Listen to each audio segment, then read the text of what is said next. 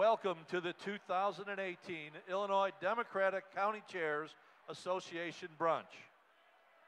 At this time, we ask that you join Springfield Ward 3 Alderwoman and Chair of the Sangamon County Democratic Party, Doris Turner, as she leads us in the Pledge of Allegiance.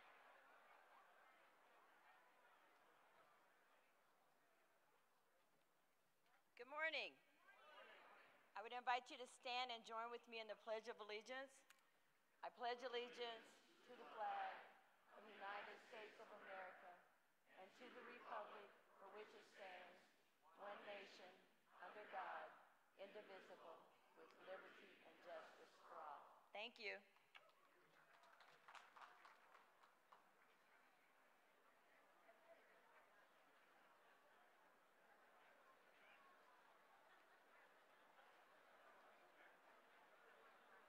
Please join us in welcoming our first guest, the Speaker of the Illinois House of Representatives and the Chairman of the Democratic Party of Illinois, Michael J. Madigan.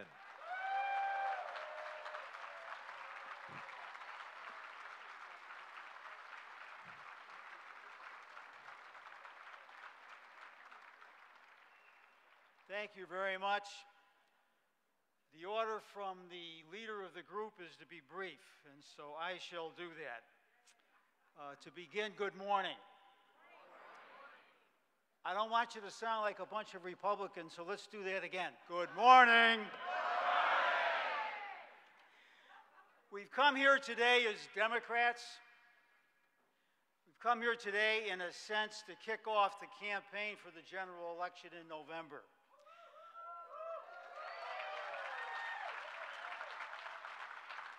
If we keep up the good work, it will be a very successful campaign.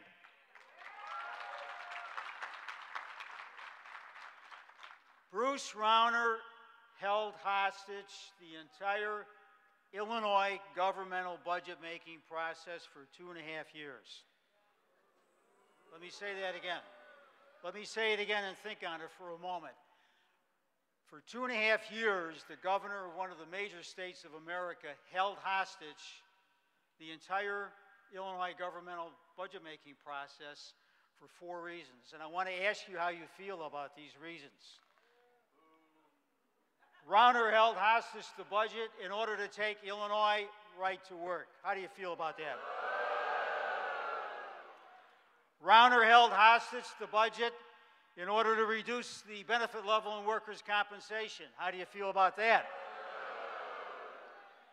Rauner held hostage the budget in order to provide that public sector collective bargaining would be repealed. How do you feel about that?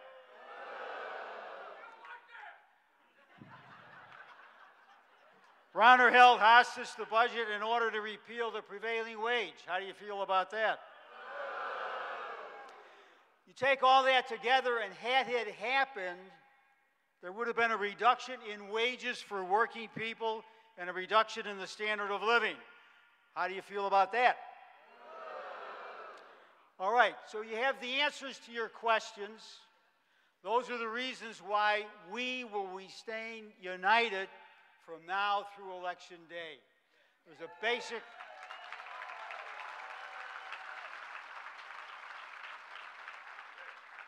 a basic rule in Illinois politics. The political party that remains united wins the election. It's our job, our responsibility to stay together. Look around the room. We are different, but we are Democrats. And if we stay together, we will win the general election. Every Democrat's going to be elected. Thank you very much.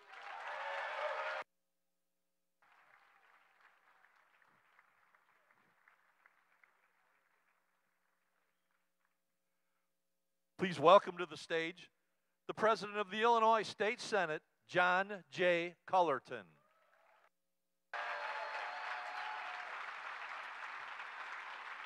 Good morning, Democrats. Good morning. What a great turnout. Let's keep it going. Okay, just like the speaker said, I'm going to be brief because there's a lot of speakers this morning. I want you to know that we've got some great Democrats running for the Illinois Senate who need your support. Now, there's 4 senators facing re-election with some opposition, and they are Terry Link, Tom Cullerton, Andy Minar, and Julie Morrison. So we need to make sure that they stay in the Senate to keep on doing that great work. We have 3 Democratic senators who are retiring, but we've got the candidates to keep those seats blue. That's Rochelle Crow, Chris Belt, and Laura Fine.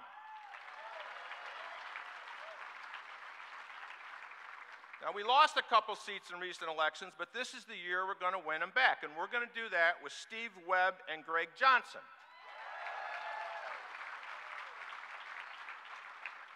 And we have 10 more new Democrats stepping up to take on and replace Republicans, and here's the lineup.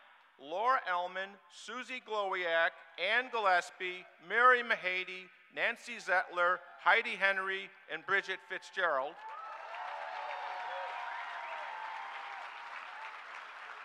And we even have 3 men running. Tom Georges, David Simpson, and Brian Stout. When all those people win, the total in the Senate is going to be 49 Democrats to 10 Republicans. Now, I personally think that's fair. Now, in Hawaii, there's 25 senators. It's 25 to nothing. They don't even have a minority leader. I don't think that's fair, so we're going to let them have 10. Our Senate supermajority has been the backstop against the so-called turnaround agenda, their anti-union policies, and Rauner's other terrible ideas. And I want to add to our numbers so we've got an even stronger Democratic Senate to work with Governor Pritzker. Now, speaking of Bruce Rauner, does anyone here know what Rauner's campaign slogan is? I know, no, it's not, "I'm sorry." That would have been fitting. Actually, it's this, and I'm not making this up. Rauner's slogan is, "Home is worth fighting for." Okay? All right, but he's got 9 homes. And I don't think he seems to know which one he's fighting for. Certainly not the ones in Illinois. Because if he were fighting for Illinois, he wouldn't be pushing right-to-work zones and union busting. He wouldn't be bad-mouthing our state from the governor's office. Instead, he'd know that Illinois has been the state that works. He would be bragging about our skilled and educated workforce, our reasonable housing costs, our great agricultural programs, and our world-class transportation network. Rauner just doesn't see. He doesn't appreciate the greatness of our state. I'm reminded of a story. Rauner reminds me of the story about a farmer. A farmer put a sign in his front yard. The sign said, "For sale, talking dog, $10. So a guy's driving down the road, he sees the sign, he's intrigued, he goes in and talks to the farmer. He says, "Are you selling a talking dog for $10? The guy said, "Yeah." He says, "Where's the dog?" He says, "He's in the backyard. You can go back and talk to him." So the guy goes to the backyard, he sees there's a dog there. He walks up and he says, "Hello?" The dog looks up and said, "Hello?" And he goes, "Oh my God, this dog can talk."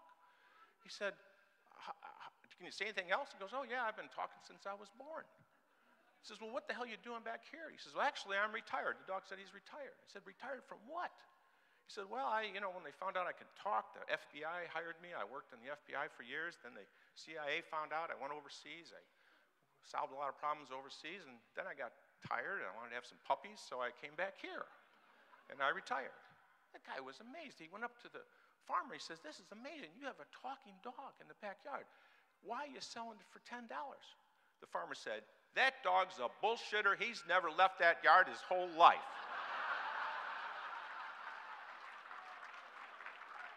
So why do I bring that up? Bruce Rauner doesn't appreciate what he's got in his own backyard. Let's replace him with J.B. Pritzker.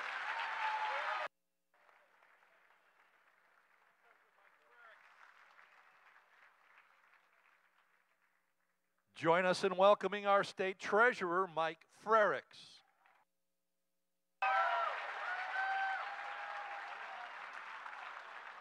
Good morning, Democrats. I have to tell you, I look forward to this day every year. And when I look at all of the faces we have packed in here this year, I was so very excited. But I have to tell you, it was a little reluctance that I came here this morning. So my daughter, about half an hour ago, had her first day of 4th grade. And this is the first day of school I have missed for her. It bothered me, but what we're doing here today is so much more important. Because what we're doing as Democrats is fighting for my daughter and fighting for other kids out there to make sure they have a better future. Because I want what every parent wants from this state. I want to send my daughter to a good school. I want her to have an opportunity to attend a college here in this state. I want her to have an opportunity to get a job and raise a family here in this state. And that has been under attack these last 3.5 years. So, we got to do something about it. And I'm going to talk to all of you, but I want to talk specifically to those of you in those red counties. And those counties have been red for a long time, or those counties have been turning red, and those counties where maybe the people at your church come up and pray for you because you're a Democrat. My mom goes to a church like that. She's got a lot of prayers for her son. You know, I can say this because I grew up in a town, it was one of those red towns. Voted for Donald Trump 76%, Hillary 17%. I'm not proud of that. I'm disappointed by that because I know people in that town. And I know they're Democrats. They've just been confused. They just don't know that they should be Democrats. We should not be afraid to tell our stories to those people. Yeah.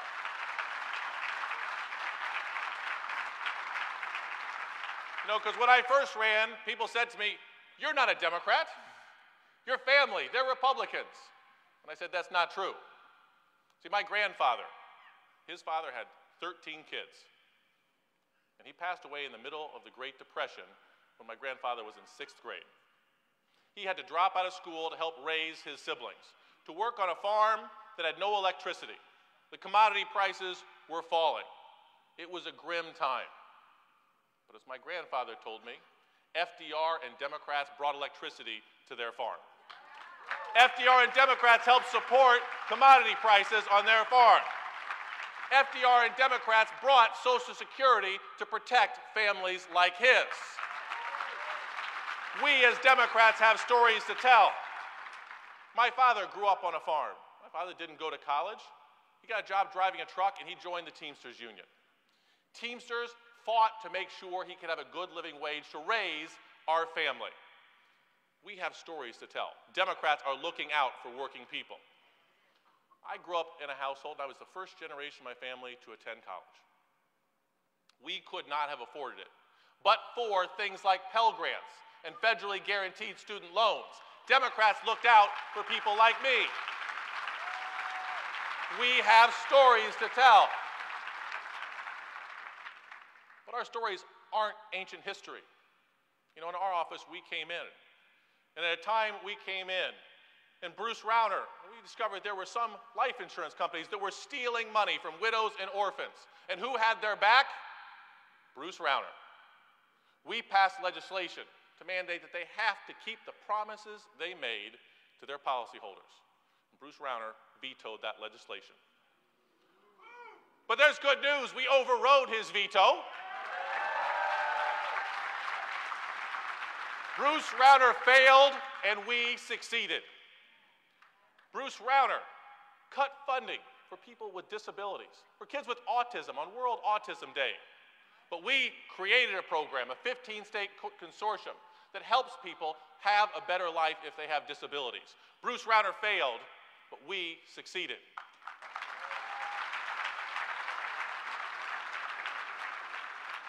Bruce Rauner took his case all the way to Supreme Court to destroy unions.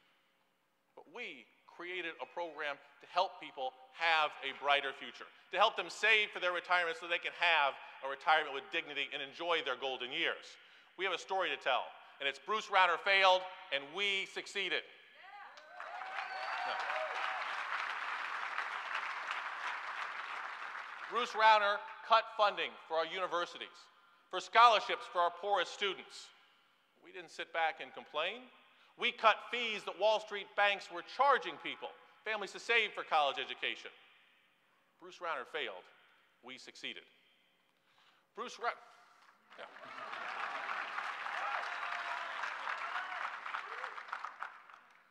Rauner enacted policies that disproportionately affected minority communities. We came in and we helped minority firms and women firms. We went from 1% utilization of MWD firms in my office, within 2 years increased it to 60%. Bruce Rauner's policies failed and we succeeded. So let me tell you, Democrats, we have stories to tell. We have stories to tell up and down this ticket. You're going to hear from great candidates today. They're going to tell you at the local level. In Lake County, Republicans for years have given out no-bid contracts to their political cronies, their good old boy system, and Democrats are going to bring transparency. They're going to bring good government to Lake County. We have congressmen in this state who voted to take away protections for people with pre-existing conditions. But the good news is we have candidates for Congress that are going to make sure if you have a health emergency, you will not face bankruptcy. We have stories to tell as Democrats.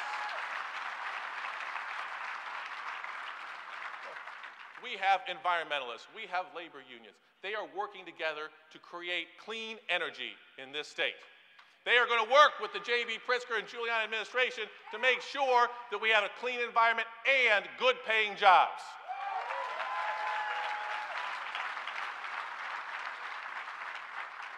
So I'll tell you, those of you in those red counties, you know, in Cook County, you guys get to march and shout at the top of your lungs. In some of these red counties, Democrats gather in corners and they whisper to each other. I'm a Democrat too.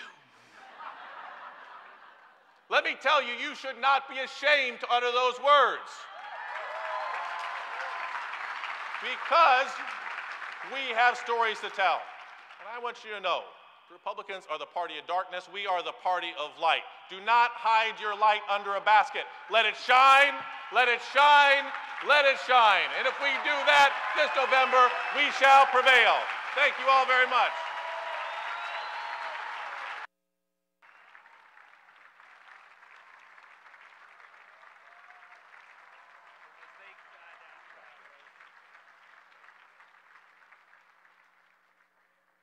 Please welcome to the podium the Illinois Secretary of State, Jesse White.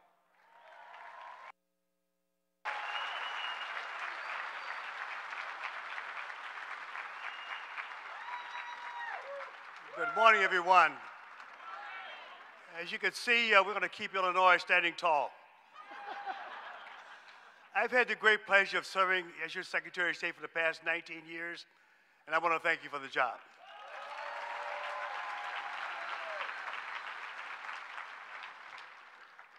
I also want to thank the precinct committeemen, the ward committeemen, the precinct captains, the county chairman, anyone in the political arena, along with the volunteers, for their giving and caring spirit and for their commitment to this wonderful party of ours.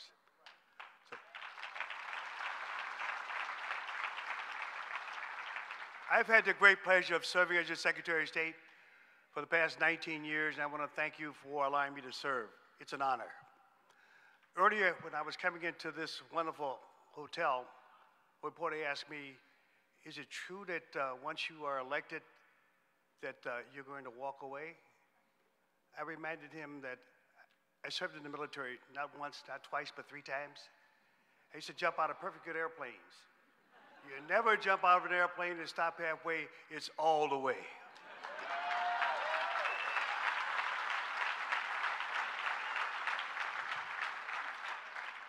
I had the great pleasure of serving with John Cullerton in the Illinois General Assembly. I served there for 16 years. And I know the importance of making sure that they have the majority that they need in order to push forward J.B. Pritzker's agenda. So it's important for us to make sure that we send a posse to Springfield, so that we'll have the supermajority, so that the legislation that's going to affect the lives of all of the people of the state of Illinois will take place. I also want you to know, too, that we want you to leave here, get registered to vote, have others to get registered to vote, have them to contact their neighbors and friends, and ask them to come out and discharge their civic responsibilities, because if they don't vote, they lose their rights, cannot complain about anything in society.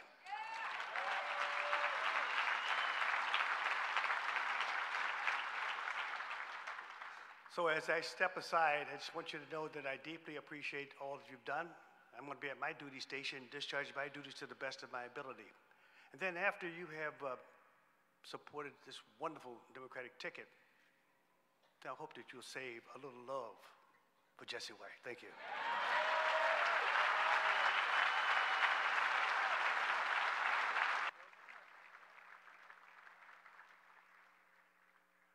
Join us in welcoming our State Comptroller, Susana Mendoza.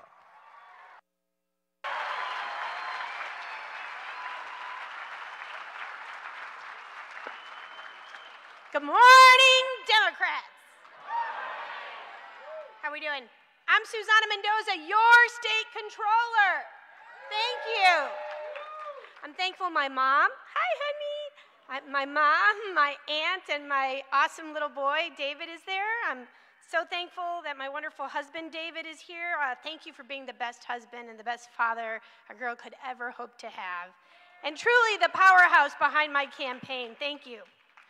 And thank you, Democrats, thank you for electing me as your controller to be a truth-telling fiscal watchdog who's not afraid to take on Bruce Rauner. How am I doing?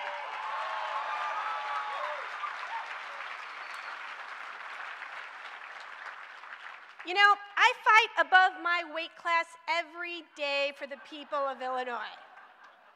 But do you know what the only thing better is than taking on Bruce Rauner every single time? It's beating Bruce Rauner every single time.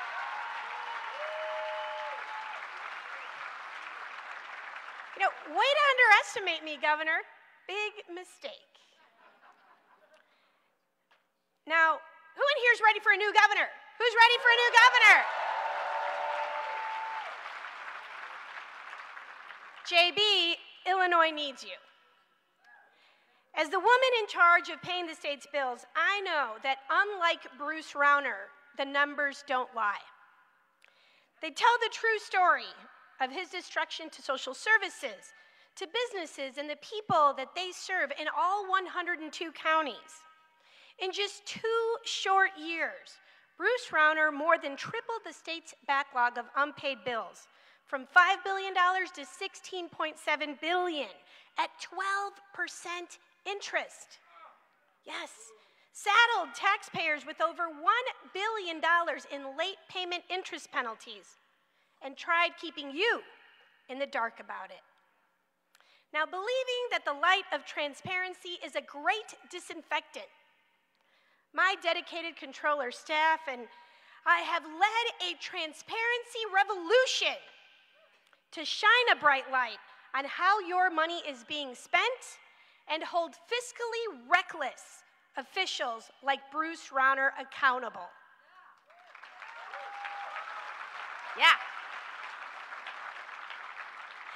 And unlike him, I know how to take charge and get things done. Now, I proved that the legislature is never so bipartisan as when every Democrat and every Republican come together to override Governor Rauner's veto of my bill. The Debt Transparency Act, the largest transparency reform in the history of the Comptroller's office. I passed it. Governor Rauner vetoed it. We overrode him unanimously in the House of Representatives. First time in the history of the House that a governor gets overridden unanimously. Ouch. Now, Governor Rauner's blamer-in-chief, Darlene Sanger, is his hand-picked candidate for controller. Yeah, you might remember her. She's the one who shamelessly and unapologetically tried to blame the deaths of 13 war veterans, war heroes, who died in Quincy, on a decorated war hero, U.S. Senator Tammy Duckworth. Who does that? Now, as his legislative director, she worked hard against my transparency legislation, go figure. And she convinced a grand total of zero representatives to support her.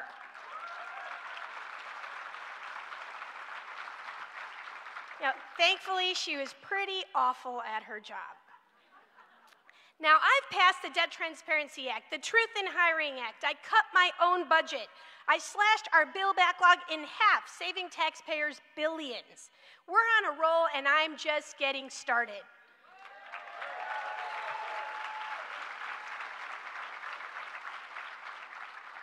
If you like what you see and you like what I've done in less than a year and a half, just imagine what I can do with 4 more.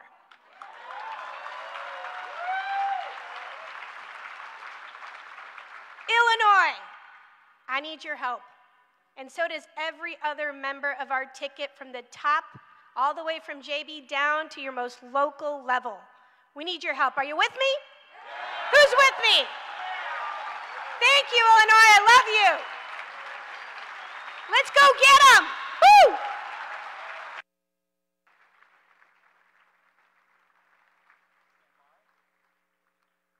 Ladies and gentlemen, we ask you direct your attention to the screens for an important message from our Attorney General, Lisa Madigan.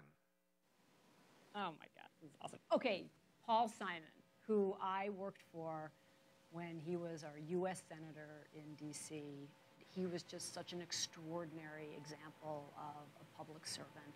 And really, he was the person who encouraged me to run for office. I see an older African-American woman holding onto my hand and clearly wanting to be connected, which was very important to me, with everybody, but particularly when you're dealing with communities that for far too long have been discriminated against or marginalized. It's very important to listen to people and to take them seriously and to give them the time and to be advocates for them.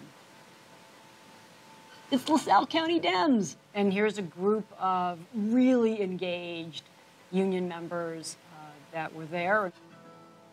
So this is me and Attorney General John Suthers from Colorado testifying in front of the Financial Crisis Inquiry Commission. I felt it was important to tell the story of what had really happened to cause our financial crisis. This is a picture of the last time I was sworn in. So normally, for years, I was introduced as the first woman Attorney General in the state of Illinois. But by this point, not only was I the first woman, but I was the senior-most woman AG in the country and the longest-serving Attorney General of any gender in the state of Illinois. These are the mothers of I Will, which is the Illinois Women's Institute for Leadership. It's a group of women from all over the state of Illinois, all ages, all races. I'm really proud to be part of a group of trailblazers. You know, one of the amazing things about political conventions is it brings people from all over the United States together, all there with a common purpose. You all have a belief that America can be a better place. Oh, this is great. So this is the second Women's March, and I made a whole bunch of signs to get my message across, and that's my daughter Rebecca holding up one of them. You, every single person, has power. And if we come together, we are so much more powerful. But most importantly, use your power for good. If you want things like this to change, you have to vote. You have to be engaged. You can't stay at home and watch it on TV. You can't just sit there and look at your phone and complain. You have to be the change you want to see. Illinois is this incredibly large, incredibly diverse state. Really incredible people. People are all trying to make a better life for themselves and for their children. They have the same exact concerns. You know, this is what it's all about. being part of a larger community in the state of Illinois and trying to make it a better place, not just for my family, but for everybody's family. That's one of the great things you get to do, not just as a public servant, but in particular as the Attorney General.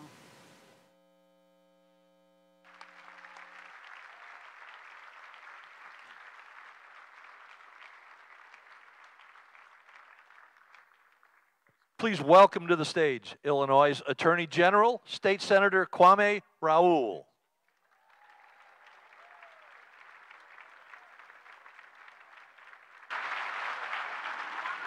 Well, Lisa Madigan is still Attorney General.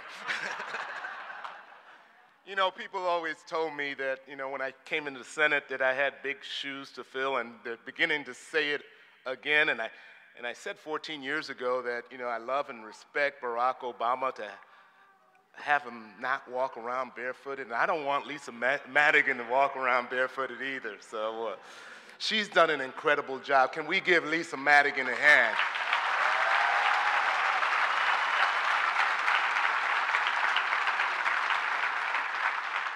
And Democrats, can I ask you a question? Are you ready to step up and ride the blue wave to victory? Are you ready to step up? It's November 6th. That's our target date. My name is Kwame Raoul, and I want to be your next Attorney General. I know half the people in here can't say Kwame Raoul, but say something close. November 6th has long been a special day for me. It was November 6th, 14 years ago, that I was appointed to replace another guy with a funny name, Barack Obama.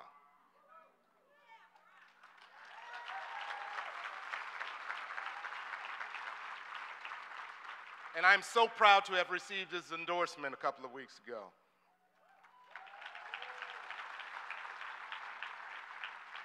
Now, Donald Trump is undoing a lot of the progress that Barack Obama brought about for American people throughout this country. As a result, I truly believe, and I don't say this because I'm running for Attorney General, I truly believe at this time in history that who we elect as Attorney General, not only in the state of Illinois, but throughout this country, matters more than it ever has mattered in American history.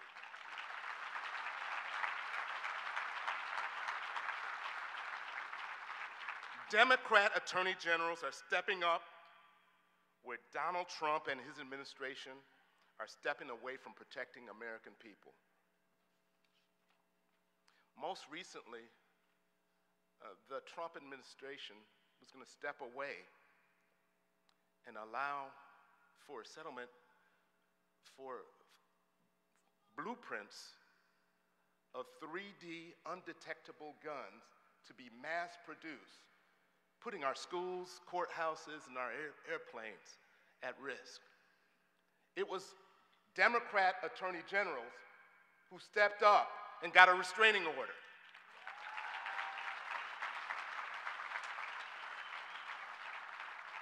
As a son of Haitian immigrants, I was offended. I was offended by how the Trump administration separated children from their parents and stepped back from its duty to reunite them. That was un-American.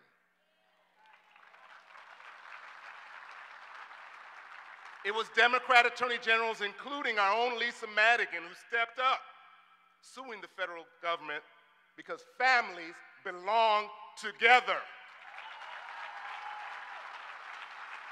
Let me ask you something, Democrats. Are you ready to step up?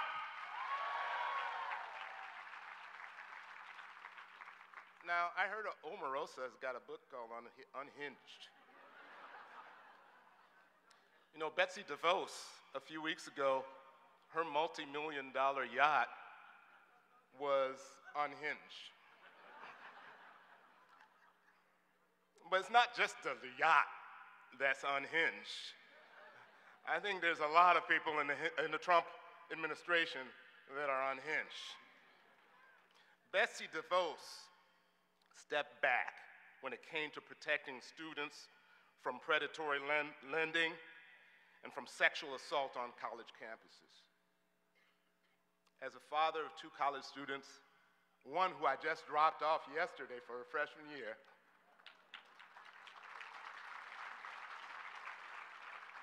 I'll step up to keep these young people safe and go after institutions that exploit them financially. Are you ready to step up?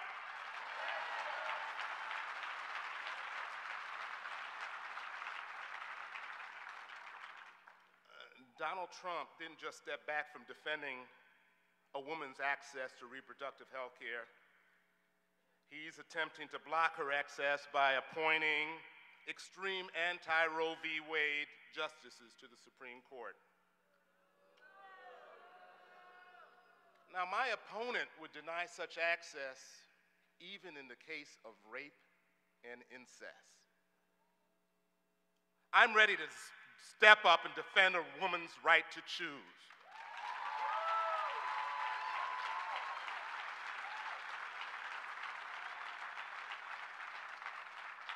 Now, I told you that November 6th was a special day for me. It was a day 14 years ago I was appointed. It was a day 15 years ago that I lost my father to prostate cancer, the disease that took both of my grandfathers, the disease that struck me 3 years ago. But I was blessed with access to health care. The access to health care that allowed for my early detection and for my access to the care that allows me to stand before you as a survivor ready to fight for all Americans' access to health care. And I'm ready to step up as your next Attorney General to defend that access.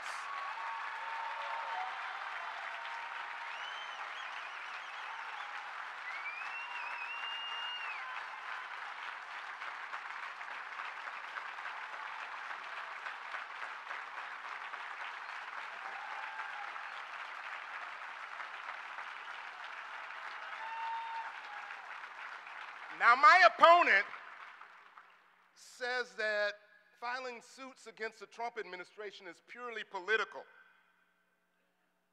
Maintaining access to life-saving health care is not political, it's a duty. Preserving a woman's right to choose is not political, it's a duty.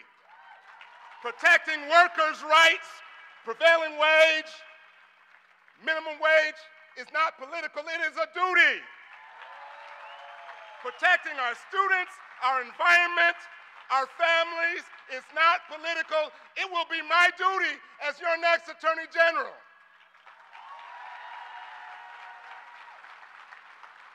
Now let me conclude. I know I'm beyond 3 minutes.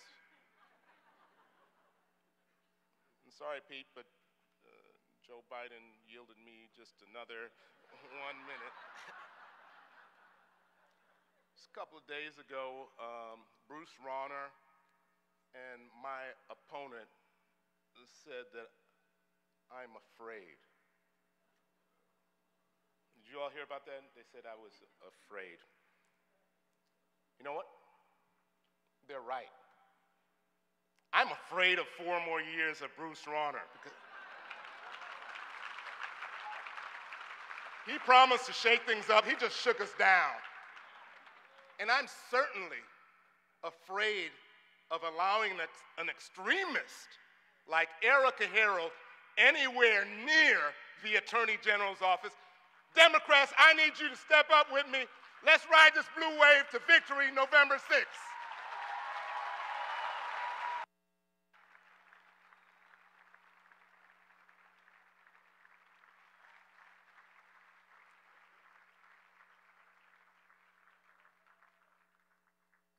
Once again, please direct your attention to the screens as we highlight the important work of our hosts, the Illinois Democratic County Chairs Association.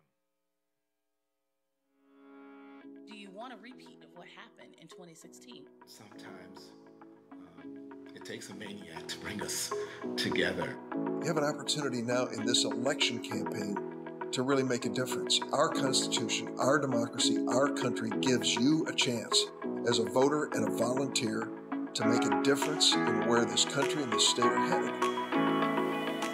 The Illinois Democratic County Chairs Association is a party-building organization.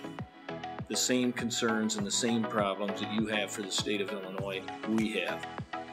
So many of the decisions that impact people's lives on a day-to-day basis are made by locally elected officials. Things in my own community weren't working, so I stepped up. No longer was I sitting in the shadows and just hoping for the best at the ballot. I'm knocking on doors, I have a clipboard, I'm speaking to voters. What the Illinois Democratic County Chairs Association has done is to really reach out to every corner of this state. Through Doug House's leadership and his great board of directors, they've just decided that they're going to leave no county behind.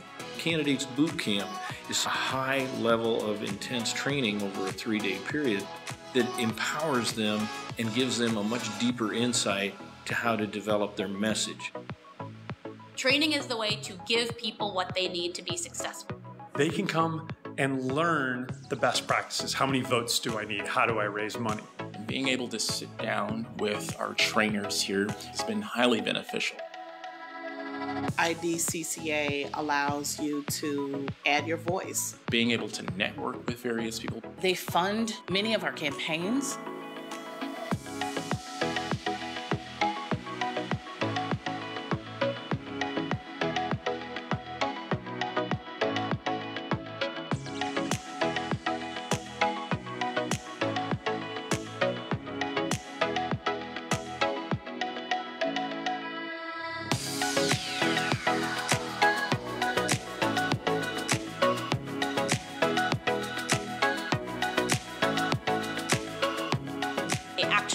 Really care about the work they're doing and about empowering people across the state. This is not just about November, this is about 20, this is about 22 and 24 to make sure that we don't deal with what we saw 2 years ago ever again.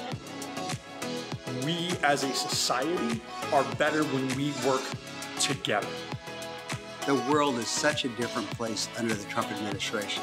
You have to have a sense of urgency. This is our opportunity to make a difference.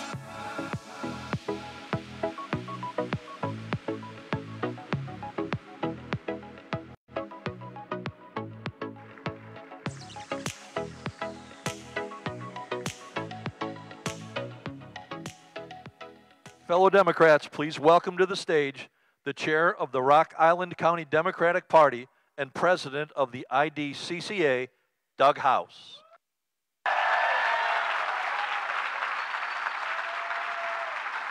Good morning, Illinois Democrats.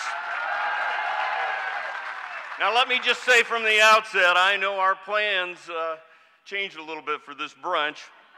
And I want you to know that Vice President Biden personally sent his regrets. And I can tell you in no uncertain terms, there is no individual more disappointed that Joe Biden isn't here today than Joe Biden himself. We wish the Vice President a speedy recovery and a quick return to serving our party. But friends, we're Democrats, and we know that the best laid plans can always change. The fact is, we face our challenges head on. You see, Democrats take action. Democrats find solutions. Here in Illinois, Bruce Rauner has spent 4 solid years dividing our state and forced Republicans to join him. He's bullied working people. He's forced employers to close their doors. He's starved our universities and eroded regional economies all over the state of Illinois. Most of all, instead of doing anything, he's wasted 4 years, focused on repeating the same old, tired, cheap, empty lies to try and pitch Chicago against downstate, or working folks who don't have a union against those fighting to keep their union. So in November, Illinois voters have to be ready to make it stop. Let me ask you, are you ready to give Bruce Rauner and his Republican cronies the term limit that he says he desperately wants? Are you ready? Are you ready to do everything in your power to elect Susana Mendoza, to elect Mike Frericks, to elect Kwame Raoul, to elect Jesse White, to elect Juliana Stratton, and to elect J.B. Pritzker, our next governor of Illinois?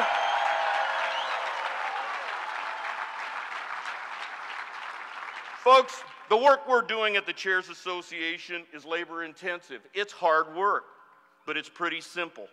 We're doing everything we can to elect Democrats and send them to Congress and send them to the State House. But we're doing more than that. We're building county parties in every single corner of Illinois. It's simply not enough to focus on Washington and Springfield alone. We need Democrats at the local level to help drive an agenda of innovation. We need Democrats who can build local partnerships to renew the regional economies that Bruce Rauner has so callously left behind.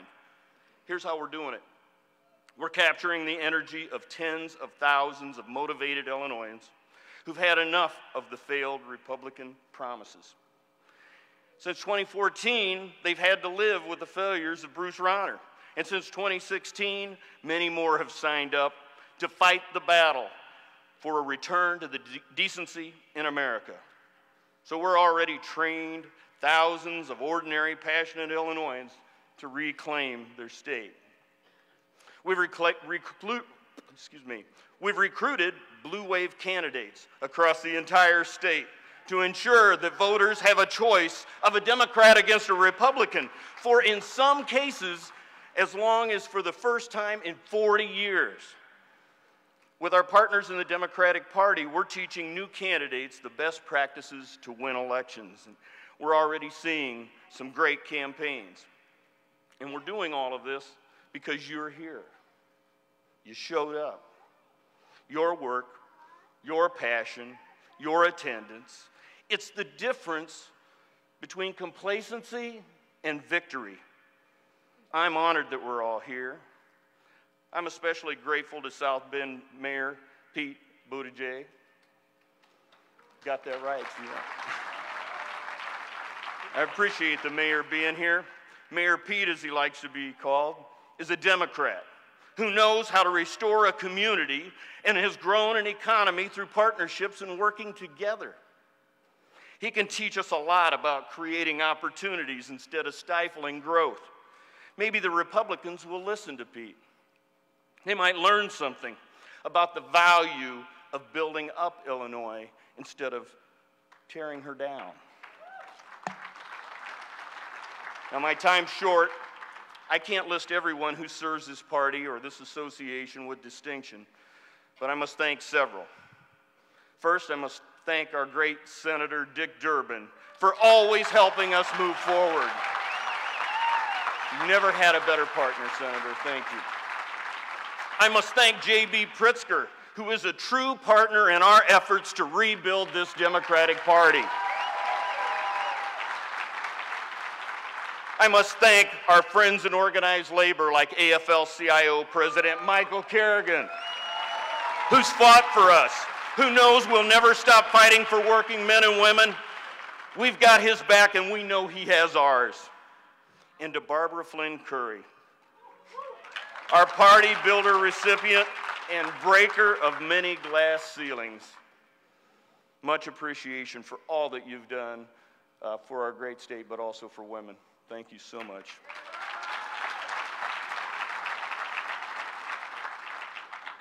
I think that we must give a round of applause to our entire IDCCA team and county chairs, but especially our executive director, Dan Kovatz.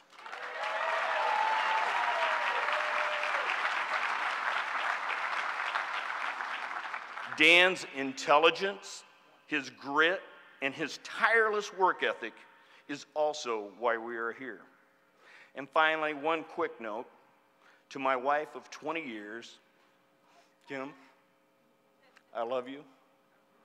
And my family, thank you.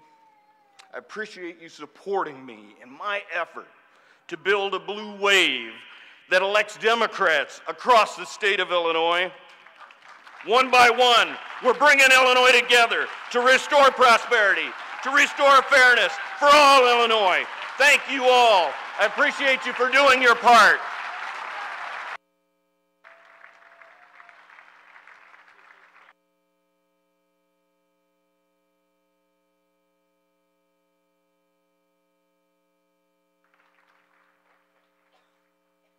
Since 1979, Barbara Flynn Curry has been an independent, progressive voice for working families and stronger communities in the 25th District, representing the Chicago communities of Woodlawn, South Shore, Hyde Park, Kenwood, and South Chicago.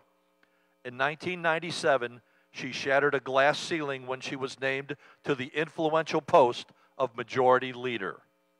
One of the biggest changes during her tenure in the Illinois General Assembly is the increasing number of women in office.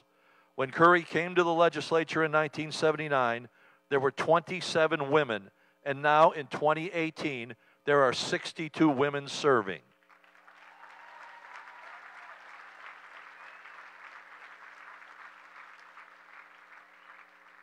She has served as a mentor and friend and paved the way for more women to join her in leadership roles.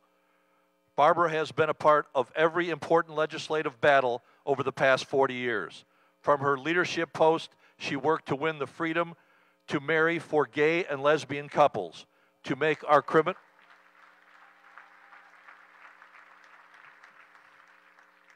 criminal justice system more sane and more fair, and advocated strong support for women's reproductive health, championed efforts to end the discredited death penalty in Illinois, and fought for fair funding for education.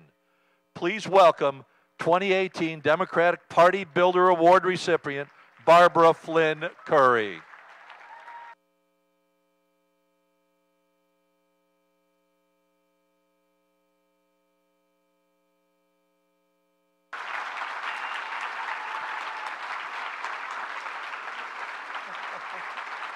Thank you.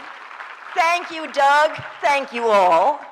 My deepest gratitude to all of the Democratic County Chairs for this awesome award.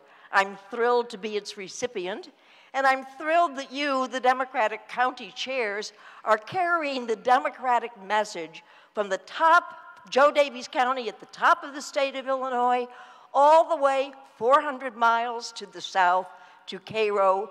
You're carrying the message to the east, to the west, to every corner of the state of Illinois. You are the lifeblood of the Democratic Party, and we couldn't win without you. Thank you very much.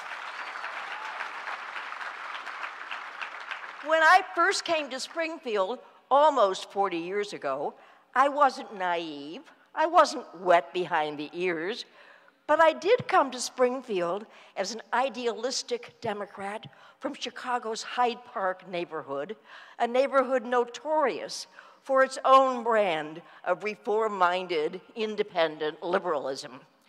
When I first came to Springfield as a Democrat, I followed the vision of FDR's New Deal, of LBJ's war on poverty, but I didn't come to Springfield as a knee-jerk Democrat, independent, reform-minded. I figured maybe the Republicans had some good ideas too. Well, they might have had a few then, but they sure don't now.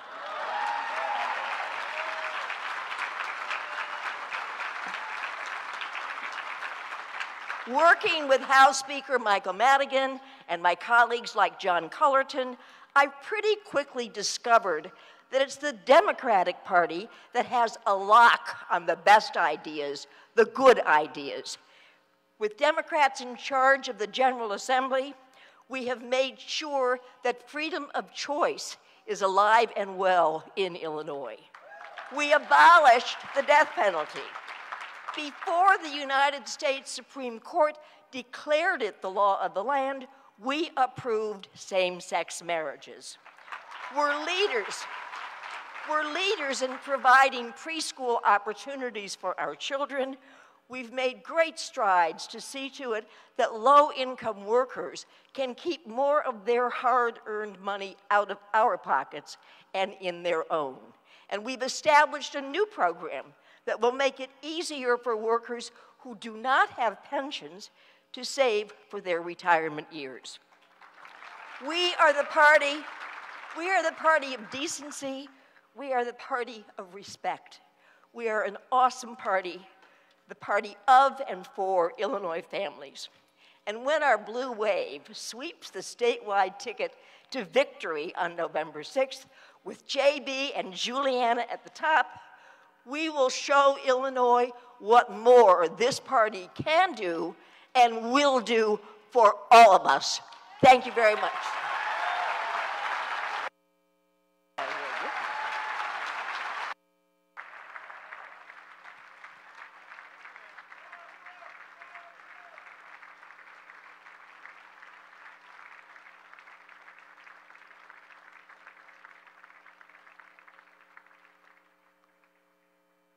Again, please direct your attention to our screens as we hear from U.S. Senator from Illinois, Tammy Duckworth.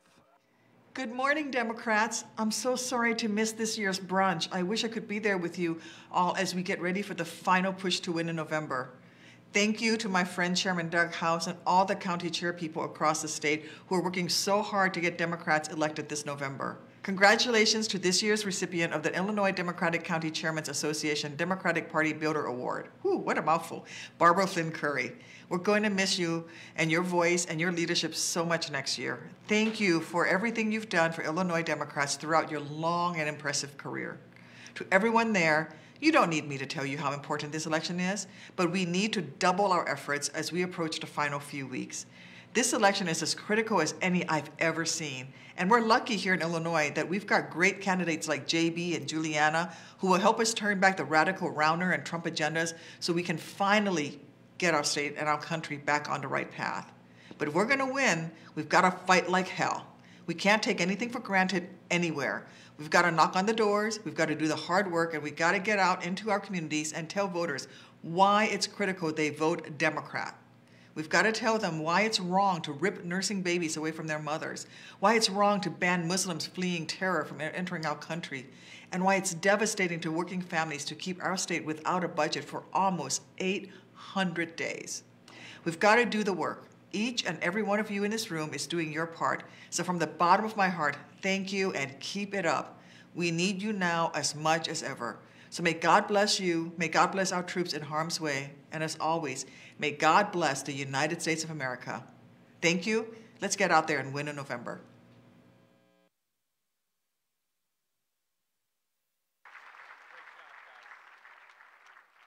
Please welcome to the stage the next Lieutenant Governor of the state of Illinois, State Representative Juliana Stratton.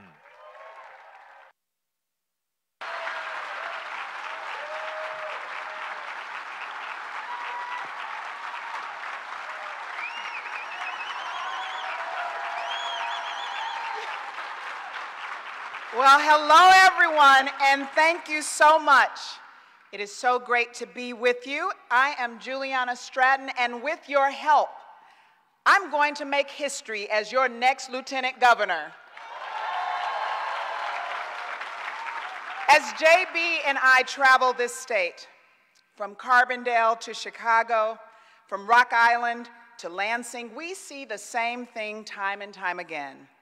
Democrats are activated. Democrats are volunteering and canvassing. Democrats are speaking out on the issues that matter. Democrats are fired up.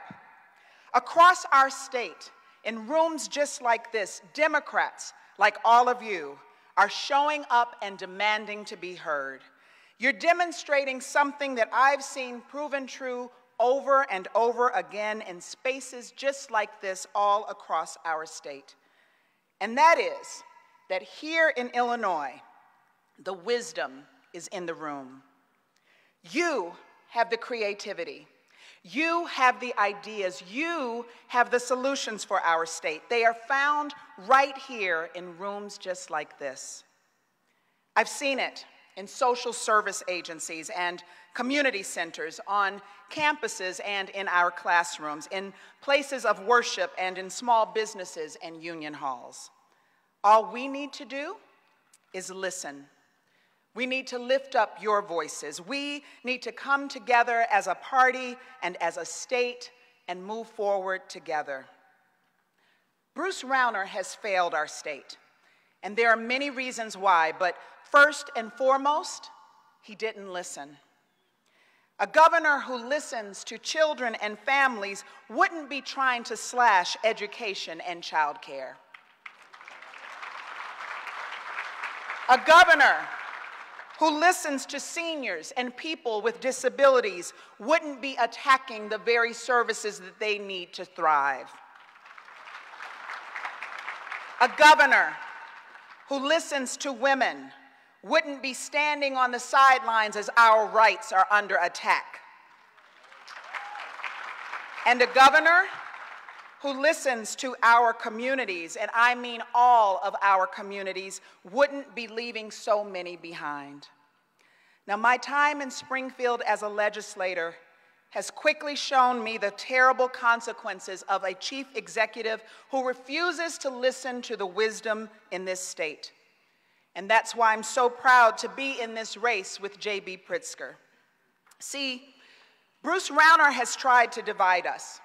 He has tried to pit communities against each other, one part of the state against another part of the state. And he has tried to stoke the flames of division and fear. But you know what? He failed at that too. Because instead of dividing us, he has united us, and we are undeterred in this fight for what we believe in. Now, I know everyone in this room already knows this, but we cannot afford another 4 years of Bruce Rauner and his failed leadership. The choice could not be any clearer in this election. The stakes could not be any higher. And it's time to show them that we are ready for the fight and we are ready to win.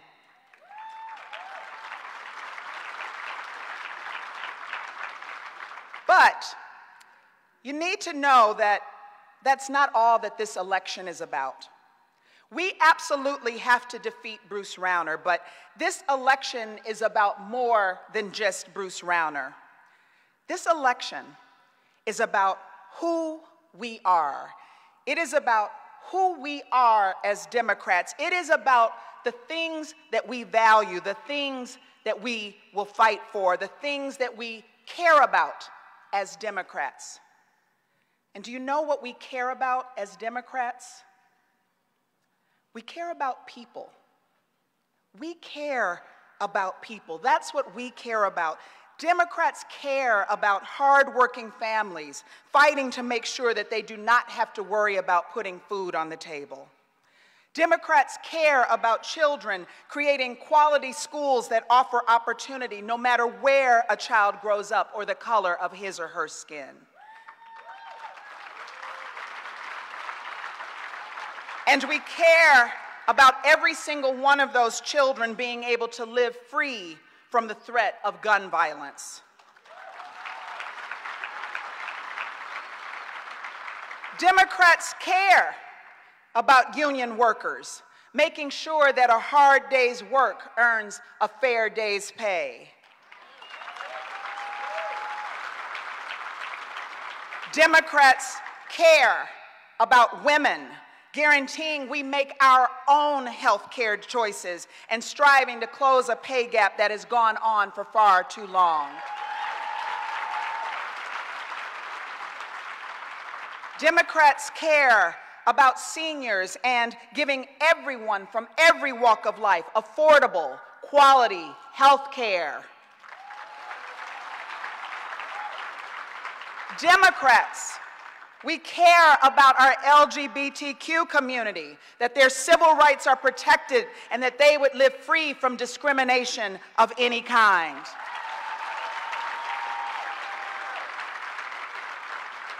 Democrats care about our immigrant community, and we are committed to Illinois staying a welcoming state. And while we have not always gotten it right, and while there is so much more that we can and must do, Democrats care about people of color and being inclusive. But that care cannot just be about earning our vote to win elections. It means that we have to demonstrate after winning the elections by investing in black and brown communities that have been left behind for far too long. Communities which have made it abundantly clear that if we really want to be our best as a party, that we no longer want policy to be made for us, we want policy to be made with us and by us.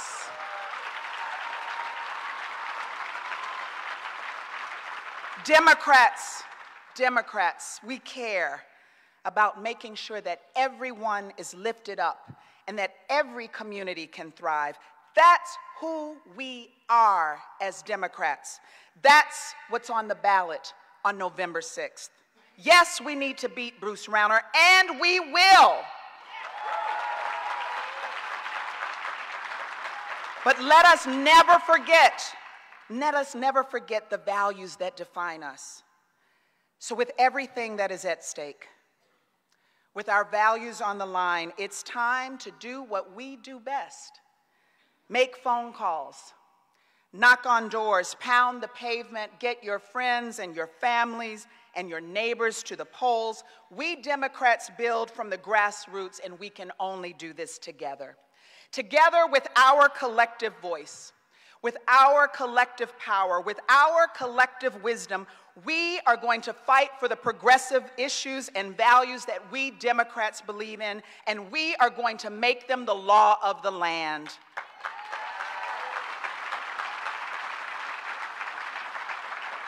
And we're not just going to take over a few executive offices. No, we are going to see Democrats win up and down this ticket.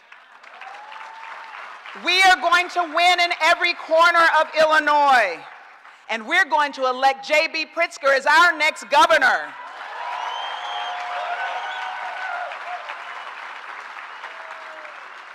Let me tell you, from the very first time that I met JB, I saw his strength, his passion for bringing people together, and his ability to get big things done. I saw someone who really listens, who truly seeks to understand, and JB sees me as a partner in the fight for the fundamental democratic values that we all care about. And he sees everyone from every community as someone who's worth fighting for. So now, I have the distinct honor of introducing to you the next governor of the state of Illinois, J.B. Pritzker.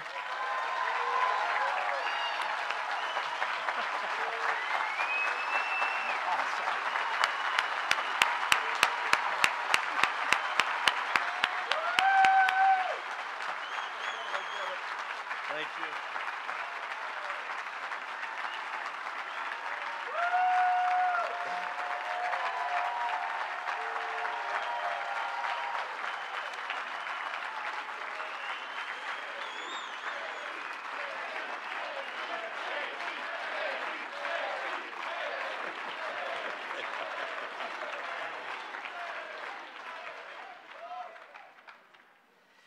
Thank you so much, Juliana. Thank you very much. Ladies and gentlemen, you can see why Juliana will make history when we win, because she's going to be the best lieutenant governor this state has ever had. And congratulations to Barbara Flynn Curry, and thank you. Thank you for your service to this party, to this state, and to this nation. Thank you, Barbara.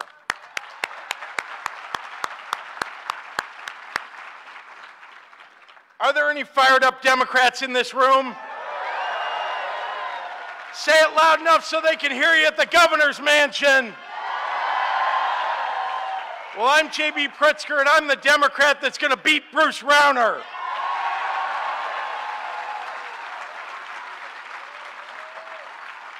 Juliana and I have been crisscrossing this state, working to elect Democrats up and down the ticket, like Nikita Richards, who will become the first African-American county clerk of McLean County.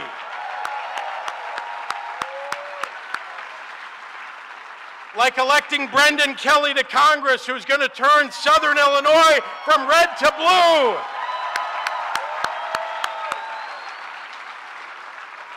Like electing Karina Villa, who will win her state house race and help turn DuPage into BluePage.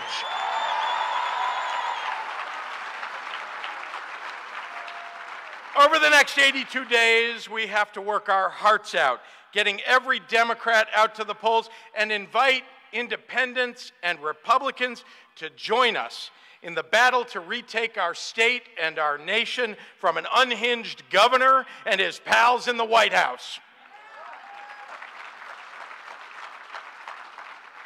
Now, a century ago, a black woman named Ida B. Wells rose to the front lines of the movement for civil rights and became a force in fighting the injustices of her time.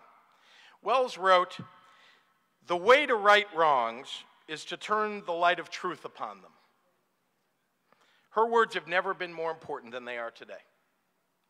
As Illinois Democrats, we believe in shining the light of truth upon the wrongs of the world and working to set them right.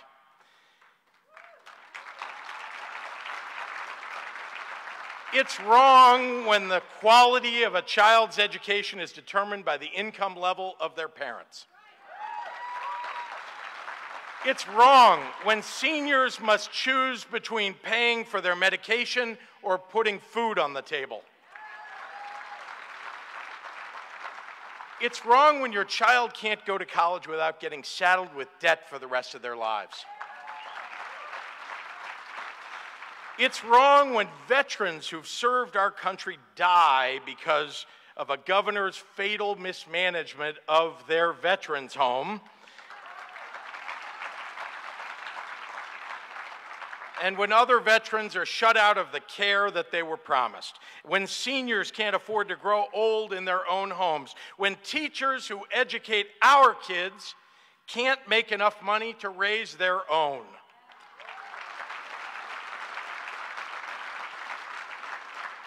It's wrong when a governor refuses to address or give voice to the challenges that are faced by people all across the state of Illinois. But when he does speak up, it's not to stand up to Donald Trump when he's taking away 1 million people's health care in our state or equating white supremacists with civil rights marchers. Nope. When Bruce Rauner speaks up, it's an attack on the people of Illinois. Bruce Rauner called teachers virtually illiterate and school principals managerially incompetent. Well, let me tell you who's managerially incompetent.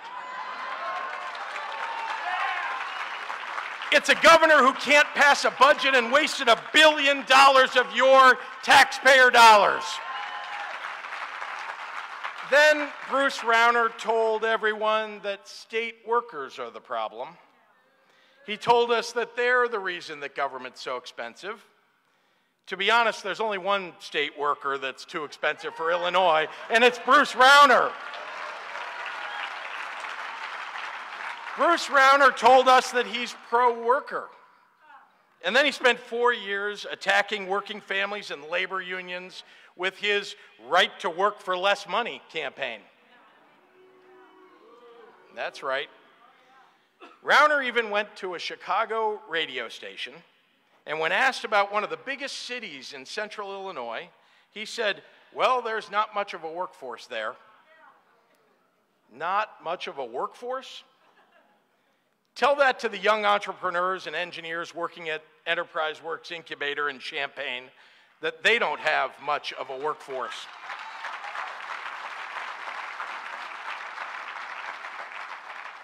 Tell that to Karina, a science teacher right here in Springfield, who sometimes has to reach into her own pocket to buy school supplies for kids who can't afford them, and worries because her school isn't providing the tools that kids need to stay current with all the technological advances. Tell that to Emily, a union construction worker in Waterloo. She's raising 2 kids on her own and paying 1/3 of her salary for childcare. She's doing it because she wants to make a better future for her children. These workers are dedicated. They're amazing. They've suffered setbacks and they persevere nonetheless and push forward. That's Illinois' workforce. Don't tell me we don't have much of a workforce.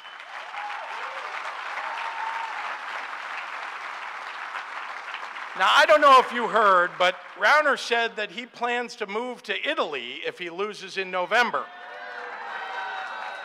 So after 4 years of failure, after 4 years of maligning and attacking the very people who make this state great, I have just one thing to say to this governor. Ciao, Bruce.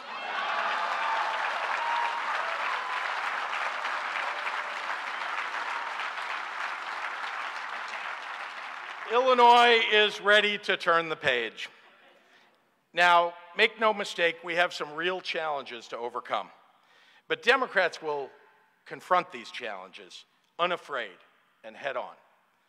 We know that the promise of Illinois outweighs the problems of Illinois.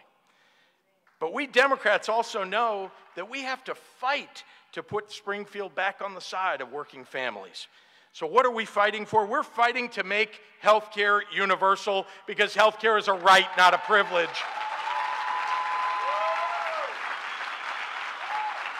We're fighting for the men and women of organized labor who built the middle class. We're fighting to give working families the support that they need with child care assistance and home care for their elderly parents. We're fighting to make sure that every young person who wants to go to college doesn't drown in debt to earn a degree. And for the kids who choose not to go to college, and this is important, we need to bring back vocational training and career technical education into our high schools.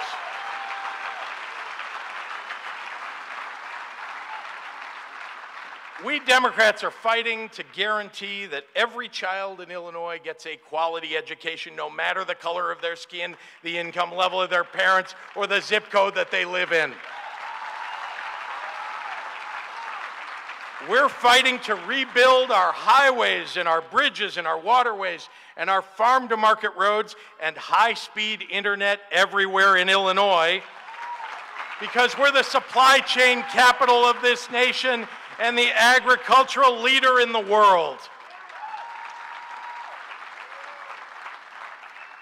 We're fighting for equal pay for equal work and to protect women's health and reproductive rights.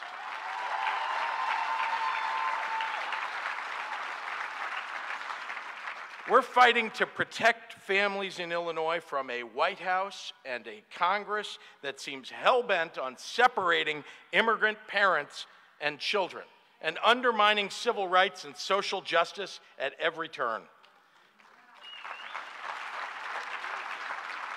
Thank God for a state of Illinois that protected a 10-year-old boy named Nicholas Pritzker, a refugee who would have been killed if he had stayed in his home country.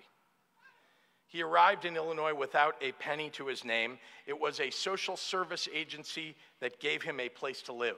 It was a public school that gave him a good education and the opportunity to learn English, and a public university that allowed him to pursue a higher education. It is not lost on me that I would not be here today were it not for the goodness of the people of the state of Illinois.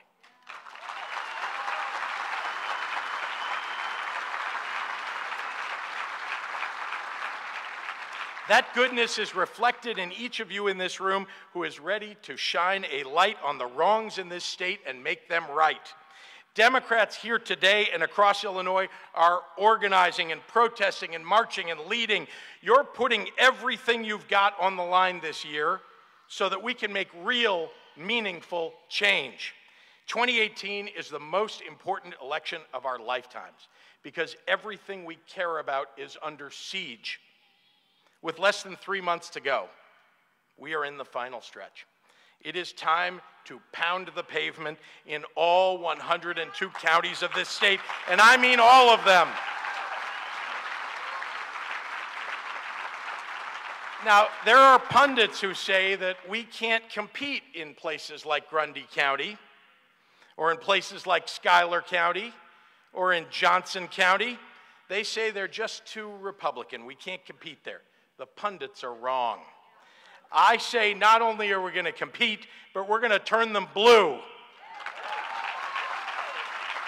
We're going to turn counties across this state blue. We're going to elect Democrats up and down the ticket. This is the most important election of our lifetime, so I have just one question for all of you.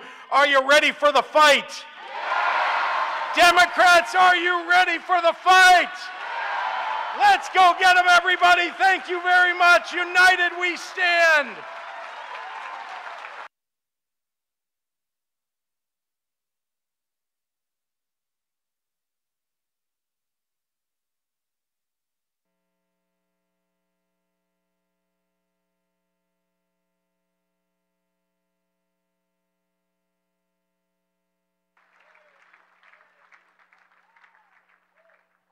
We ask now that you give a warm welcome to our senior United States Senator, Assistant Democratic Leader Dick Durbin.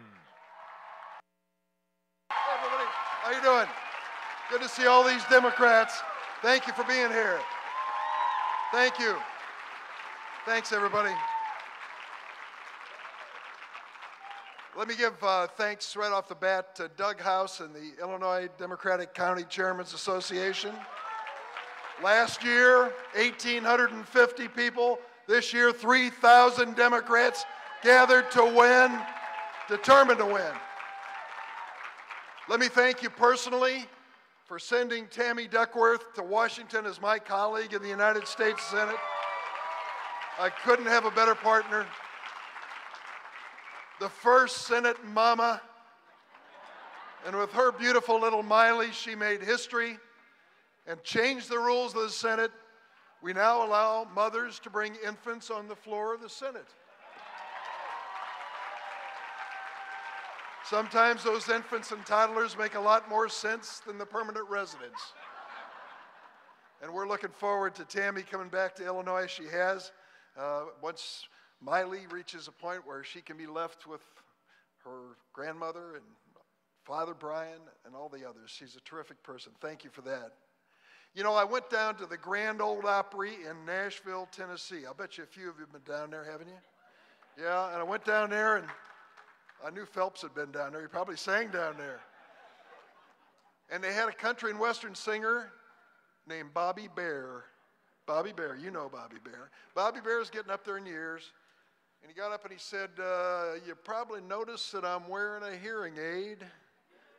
He said, let me tell you, the day I decided to get that hearing aid, it was the day of my anniversary, and my wife said to me, I'm proud of you.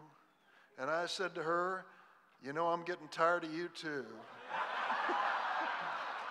And he said, that's when I decided it was time to get a hearing aid.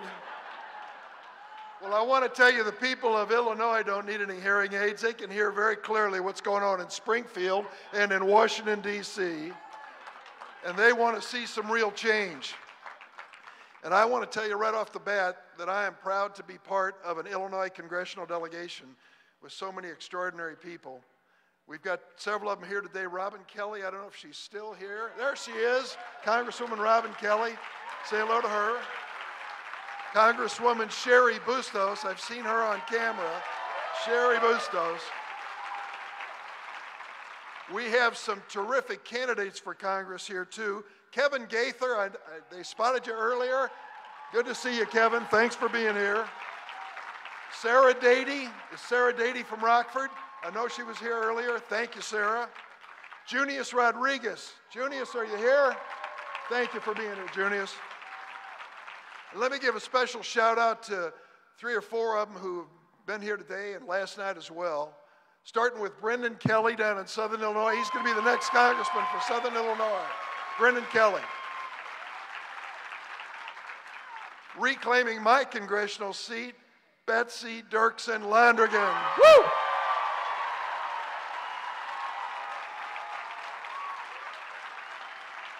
One of the hottest races going in our state, Sean Casten, the next congressman from DuPage County.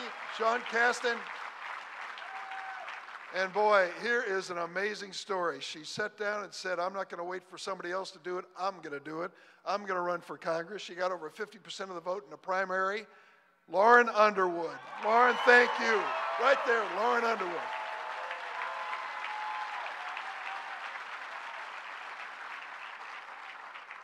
I've been in politics for a while. People ask you a lot of questions when you're elected candidate. But I'm getting the question over and over again when I come home that really, I sit and I think about it because I've never run into this before.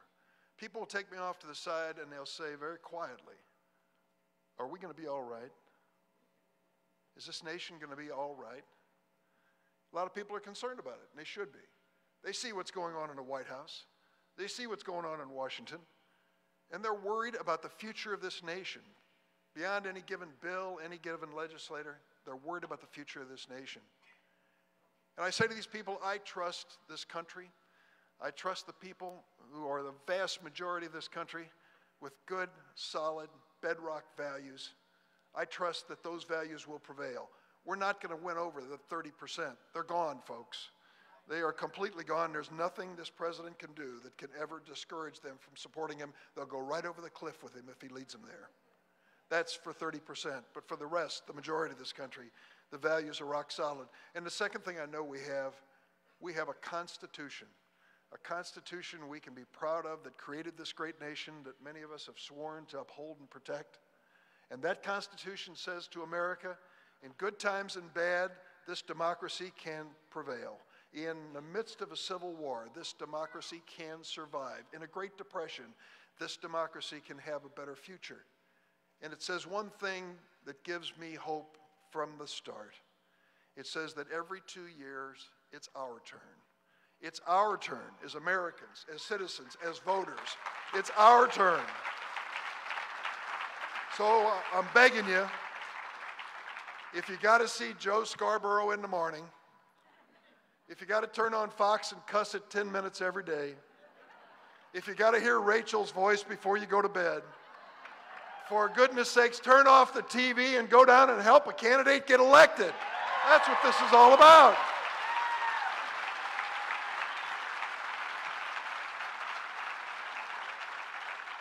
It's been my good luck to bring some great speakers here to join us for this annual event, this event that fires us up.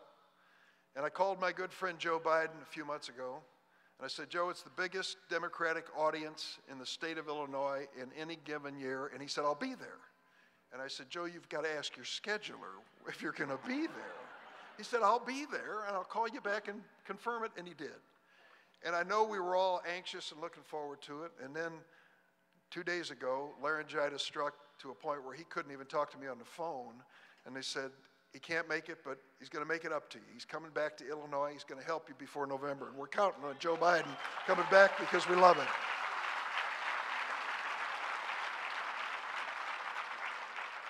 So then I thought, with less than 2 days to go, what am I going to do? I got an awful lot of folks who are going to be showing up in Springfield. And I started calling around and asking, and I called Sherry Bustos. And I said to Sherry, Sherry, give me some names. Give me some people. And she said, well, there's a mayor of South Bend, Indiana, who's made quite an impression on a lot of people. I said, what's his name? And she said, I'm not sure. But they call him Mayor Pete. And I said, well, I'm going to try to figure out what his name is so I can call him and ask him. I'm going to try to pronounce it, Pete, one time, and then from then on it's Mayor Pete. Buttigieg? Got it. Woo! Mayor Pete Buttigieg. The Washington Post said he's the most interesting mayor you've never heard of. In the New York Times, they said if you want some laboratory to concoct a perfect Democratic candidate, you'd be hard-pressed to improve on Pete Buttigieg. David Axelrod, a fellow we know and respect, who helped us elect one of the greatest presidents in the history of the United States, said that Pete is going to be a force in the Democratic Party. And our President, Barack Obama himself, branded him as the future of the Democratic Party. Let me tell you a couple things about him that you ought to know. A bachelor's from Harvard, a master's from Oxford, a Rhodes Scholar, grew up in South Bend, Indiana, decided to run for mayor of that town. In 2012, the voters gave him a 74% winning margin. At 29, he was the youngest mayor of any American city of over 100,000 people. He was reelected in 2015 with an 80% margin. But he hadn't been there for the first term, not all of it, because he decided to volunteer into the Navy Reserves, and he was sent to Afghanistan, where he served our country for 7 months during that period of time. Thank you, Mayor.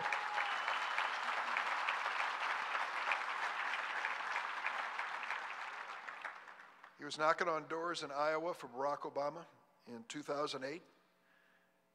He really saw the people of that state as we see the people of our state and came to understand what he believes their values are and what we as Democrats should speak to. This past June, Pete married his partner, a middle school teacher who had earned his master's degree at DePaul University. They have a dog, a rescue mutt named Truman. Not a bad choice. He had a brief run to be chairman of the Democratic National Committee and made a lot of friends, including our President Cullerton, who supported him for that position. I believe that we have in Mayor Pete the next generation of leadership in the Democratic Party of the United States of America. Let's give him a big Illinois Democratic welcome. Mayor Pete, come on up here.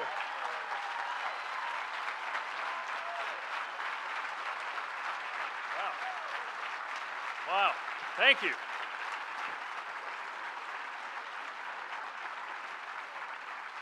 Thank you so much.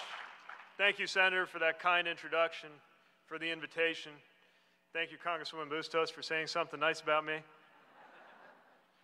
To so many people here who gave me the time of day when I was running for DNC chair, people I'm just getting to know, and people I've come to admire so much, especially the extraordinary candidates that we're going to stand into office from the county all the way up to the federal level. I am so proud to be among you today.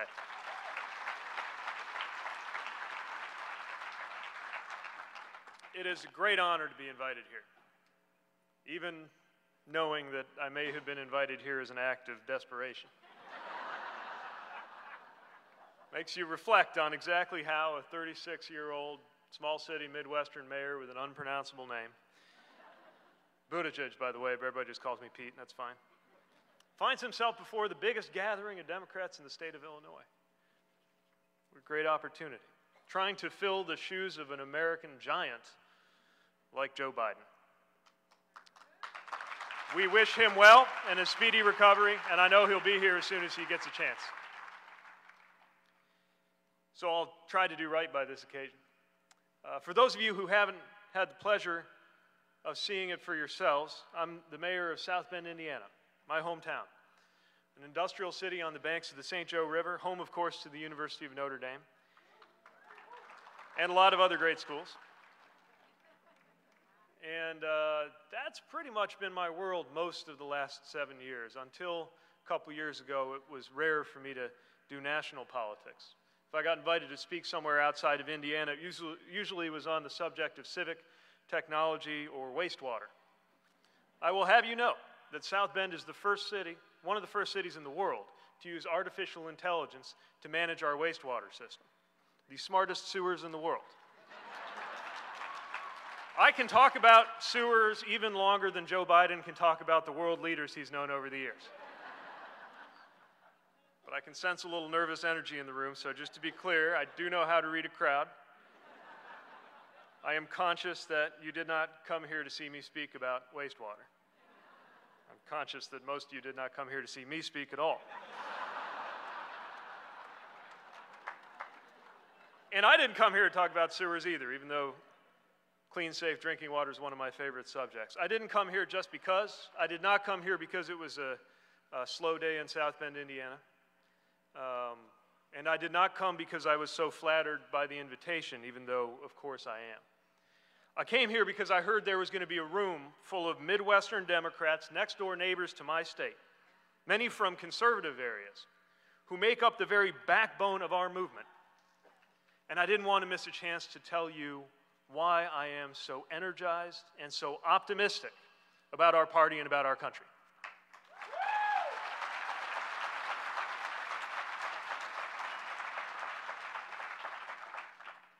Don't get me wrong. I asked myself that question that Senator Durbin talked about too. Are we okay? And we might as well start with the bad news. The state, I don't need to tell this crowd, the state of the nation right now is like those weird dreams you have when you had the wrong kind of food at night. The President of the United States is basically a disgraced game show host.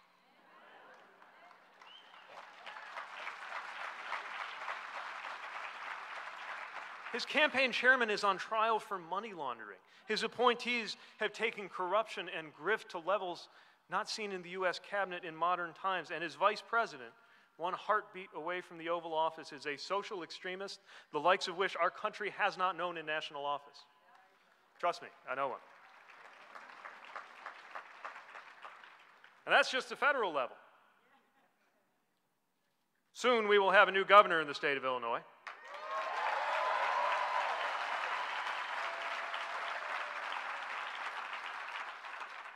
Could not help but notice that your current governor referred to Mike Pence, who believes cigarettes don't cause cancer and thinks the Disney movie Mulan is dangerous liberal propaganda, called him one of the great leaders in American history. You're from Illinois. You produced Abraham Lincoln and Barack Obama. And you think Mike Pence is one of the great leaders in American history? I cannot wait to see a new governor in the state of Illinois.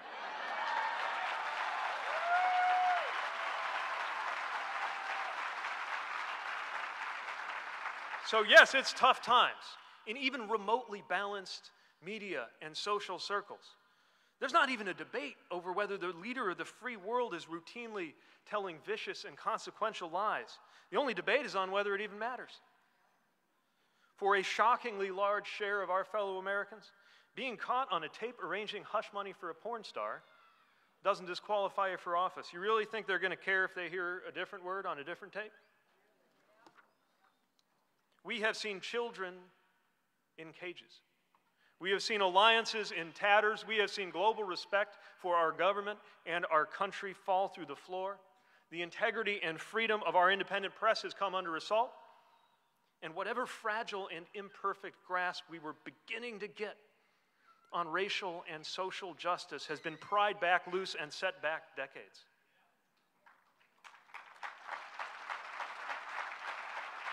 Hate crimes are up. Regular crimes are up after going down for decades. Cases of everyday bullying are up. The economic recovery that began a decade ago under President Obama, let's not forget that economic recovery continued. But it has grown even more unequal. It's propelling us to levels of inequality that in world history are almost never seen without being followed by economic shocks, social unrest, and sometimes political violence. And the best minds of our country are transfixed with a mesmerizing horror show of day-to-day madness on cable news that resembles the reality television that produced the president that we currently have. While our country comes eyeball to eyeball with the modern threats of foreign interference in our elections, climate change-related destruction of our cities, and a dramatic increase in a category that didn't used to exist, deaths from despair, of which opioids and fentanyl may only be the beginning. I have had to personally call medics for an overdose victim.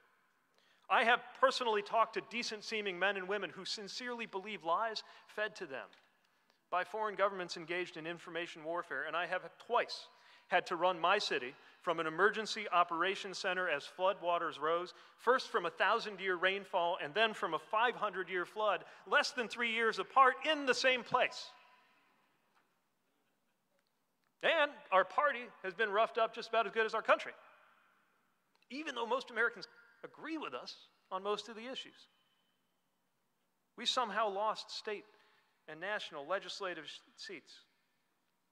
I know I keep returning to this theme, but including the governorship here in Illinois. And granted, there were some challenges here, some financial challenges, which I guess was part of the message that I'm going to come in and run it like a business and clean it up. Admittedly, there were some financial challenges, but when this governor was handed lemons, he took those lemons and miraculously turned them into a dumpster fire.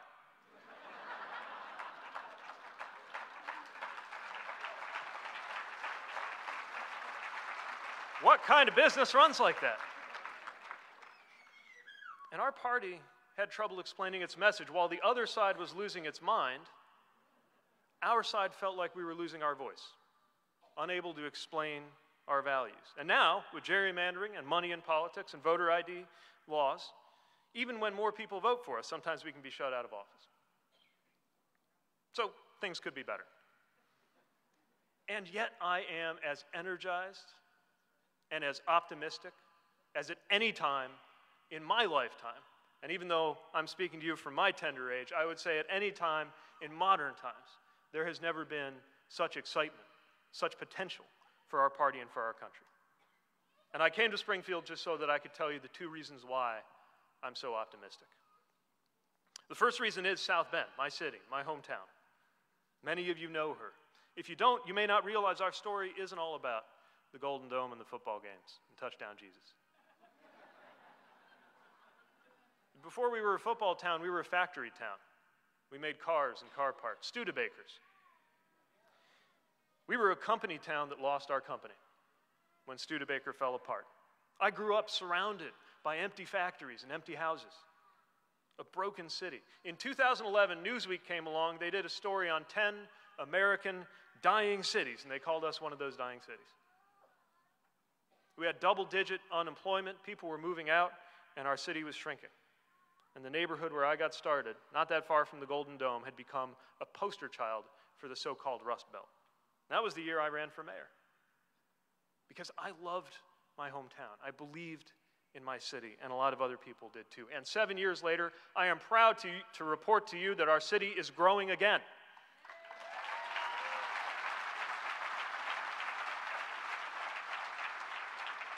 We came together and dealt with over 1,000 vacant and abandoned houses. We rebuilt our downtown. We reimagined our infrastructure and saw population grow at the fastest rate in a quarter century. We still make things. We still manufacture things. And right alongside those advanced manufacturing facilities and the workers there, we've got workers in jobs like data analytics that didn't even exist when the last Studebaker rolled off the line. We have found a way to get to our future. Not through nostalgia, not through resentment. I didn't go around saying we were going to bring back Studebaker jobs or make South Bend great again.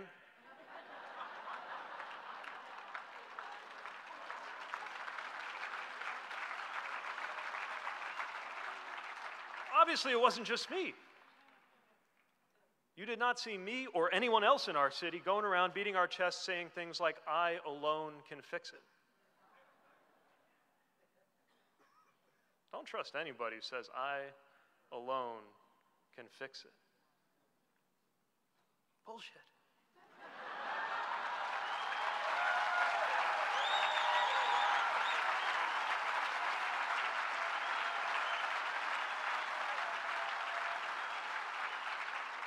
But the one thing that can fix it is a community coming together, supporting, creating, innovating, helping each other get through it. And we've still got a lot of challenges ahead.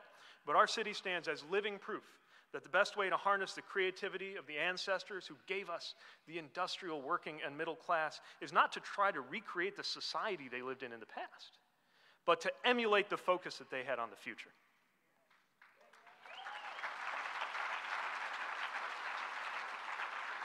So that's my first reason for optimism.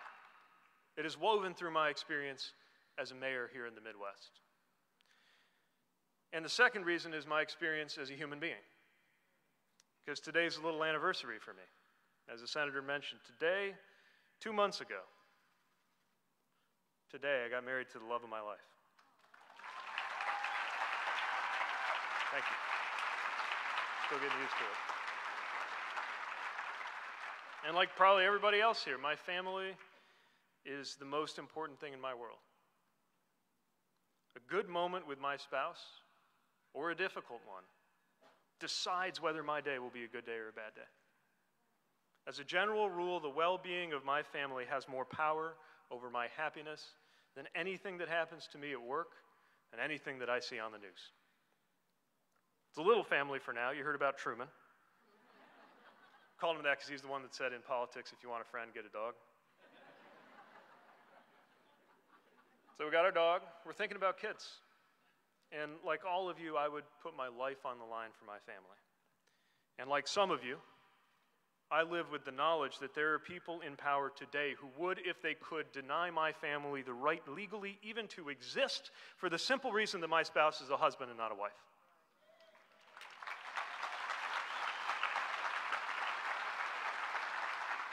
So you see, this isn't academic for me.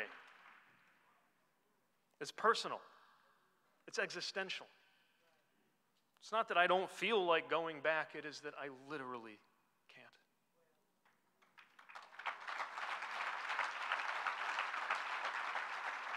Politics isn't something I experience mostly through television or through Twitter. It is the decisions made by other people that control whether my day, my year, my life will go well or not. Politics is real life for me, not because I am a politician, but because I am an American. And no one has more at stake. No one than my generation, except perhaps the one coming up after us.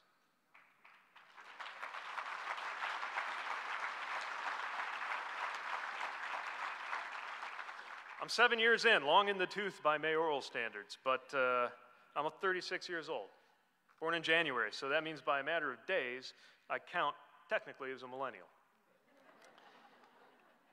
And there's a lot more to that generational experience than using your phone a lot and not knowing how to drive stick shift. It means that I belong to the generation that sees the business end of climate change and is going to have to live with its consequences. I belong to the generation that will pay the bill for the enormous tax cuts for billionaires that this president and Congress pushed through. I belong to the school shooting generation. Columbine was my junior year in high school.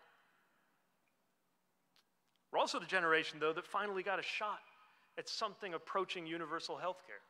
That's how Chasten got his health insurance while he was going through graduate school, which brings me to the fact that we're the student debt generation, too. Matter of fact, if nothing changes, we stand to be the first generation in America to make less than our parents. And I promise you, it is not for lack of pitching in, because we were also the generation that provided most of the troops who have fought in the global war on terror.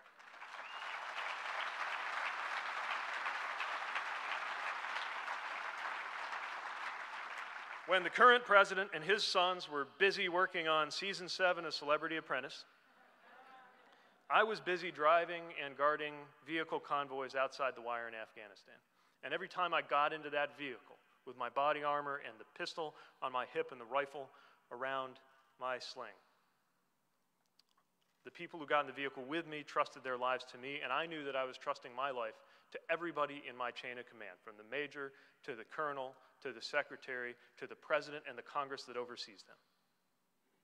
And when you realize how much your family and your health and your finances and your life depend on the decisions of politicians, when you write a letter and fold it up in an envelope and put "just in case" on it, and put it where your family knows where to find it, you know that policy and politics, it isn't just local, it's personal.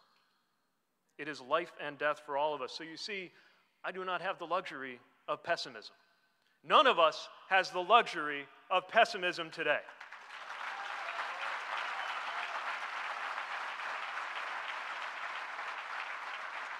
Good thing we're organized. Good thing we're energized. Good thing there's thousands of people in this room, so many that they had to fill another room and pipe this thing in through the TV system. Because this is what the blue wave looks like. That beautiful blue wave that's going to bring people into office, from the governor to the county offices, to those extraordinary candidates for Congress. I can't wait to walk from Robin Kelly's office to Brendan Kelly's office on Capitol Hill.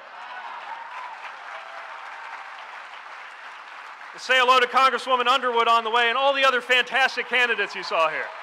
I can't wait.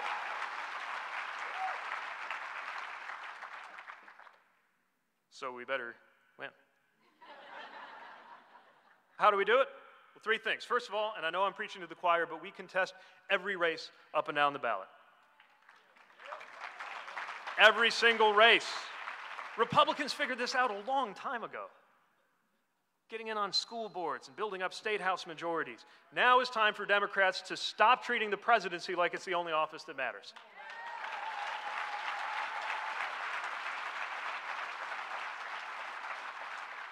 Second, we organize not only at every level, but in every county and every community, everywhere across the state and every state. This is not just the party of the coasts, and it is not just the party of the cities.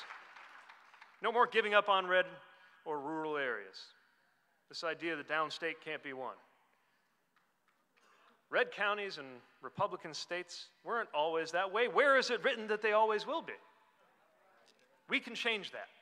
But third, and most of all, when we knock on those doors and make those phone calls, on our lips there must be not just the failures of those in power today, though they be many. So many. But we got to talk about our values, democratic values, which are American values. We got to talk about freedom. Republicans talk about freedom all the time, but all they mean is freedom of regulation. I'm talking about real freedom, like being able to start a new business or change jobs because you have that freedom knowing that you can get access to quality, affordable health care no matter what. I'm talking about the freedom that when your credit card company rips you off, you can sue them. How about that kind of freedom? Or the freedom to drive in a car or walk in your own neighborhood or browse through a department store without worrying you will be made to feel unwelcome because of the color of your skin.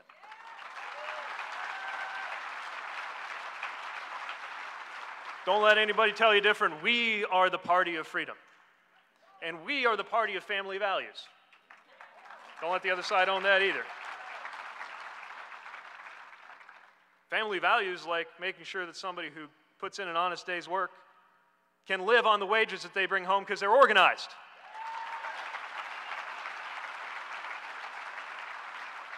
Letting anybody, family values like anybody who knows how to love and support a spouse, being able to form a family with whoever they can damn well get to say, I do.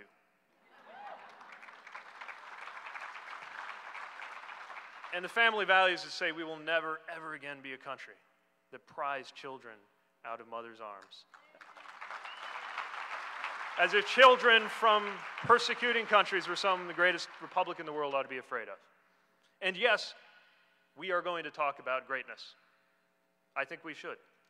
You don't always hear this on our side of the aisle, but I believe in American greatness. And I believe we should talk about a great America because we know a great country isn't afraid of the future, even if that future has threats coming, even if it is one where border security isn't enough because we got to face the challenges of cybersecurity and election security and cybersecurity. A great country isn't afraid. A great country knows it can either resent the rest of the world or lead the rest of the world, but it cannot do both, and it chooses to lead.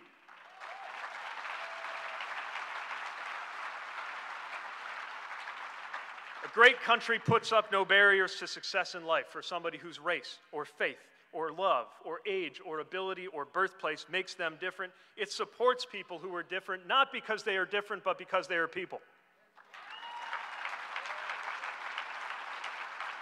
That is why we bother with all of this, our values. That's what it's about, all of this, elections and the parties and the stickers and the yard signs. And the speakers in hotel ballrooms. That's what it's all for. Not thumping your chest, not a slogan on a red hat made in China. It's American greatness, and you find it in the American every day. I saw it in the eyes of teenage recruits getting on a bus at dark 30 in Des Plaines to go to military medical processing. Just like I saw it when my 5-year-old gaze first fell on the Chicago skyline from the backseat of my parents' car when they took us on Stony Island off the Skyway Bridge to show their little boy what a big city looks like.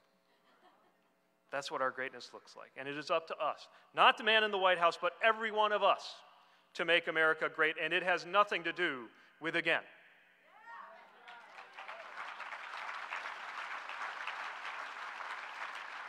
There is no again in real life.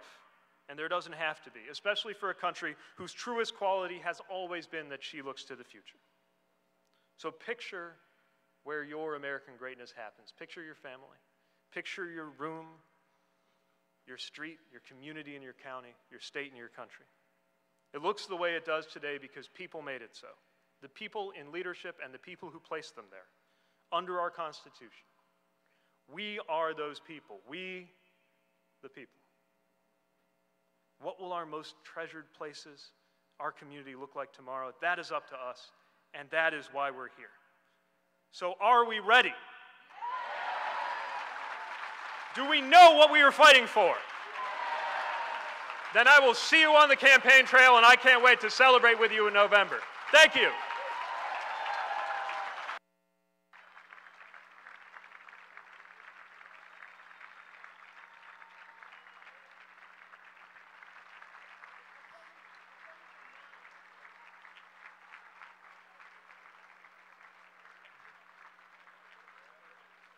Please direct your attention to the screens for a short video presentation. I'm Pete Buttigieg, and I'm the mayor here in South Bend, Indiana. I got elected twice because we had an honest conversation about our hometown. We faced the fact that our industrial economy was changing forever, and we found new ways for families to get ahead. Now, our city is growing faster than it has in years. Right now, as Democrats, we must be the party that defends our freedom from things like dishonest banking practices, student debt, and politically motivated restrictions on women's health care. And we have to be true to our moral foundation as the party of fairness in our economy and our democracy, from wages to voting rights. We are the true party.